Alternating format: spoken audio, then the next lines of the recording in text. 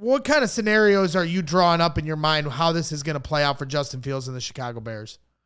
Yeah, I think if the Carolina pick, or I guess theirs, but obviously ideally the Carolina pick is 1 or 2, I think that ends the story for Justin Fields in Chicago. I think the league views Caleb Williams and Drake May, and I know Williams has not played great the last couple of weeks. I actually think Drake May played a lot better than his box score despite an embarrassing loss to Virginia. I think we had the Carolina receivers credited with 5 drops in that game, including some beautiful big throws. So I think if they have a top 2 pick, I think they're taking one of those players. If not, maybe they consider a different route. Obviously, there are other great players. J.J. McCarthy is from the Chicago area.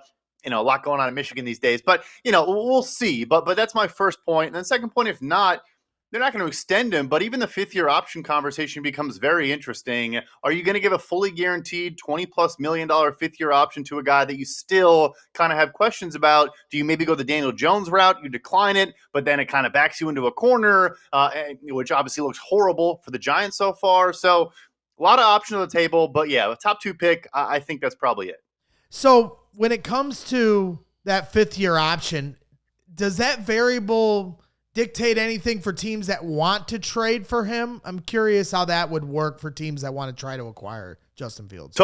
Totally. So the most recent example is Sam Darnold when he went to Carolina, right? Before the Jets made a decision there, they traded him to Carolina, let him pick up that option, or let them pick up that about $18.8 million option, on Sam Darnold. They were believers. They thought they could fix him, yada, yada. Obviously, that didn't work out. But yeah, you definitely, because the team then gets 2 cheaper years of control, not just the one. That's a huge variable in a potential trade. So his value to another team is more if they get to choose the 5th-year option as opposed to the Bears picking up the 5th-year option and then going around to teams and saying, hey, you have 2 years of control guaranteed, correct?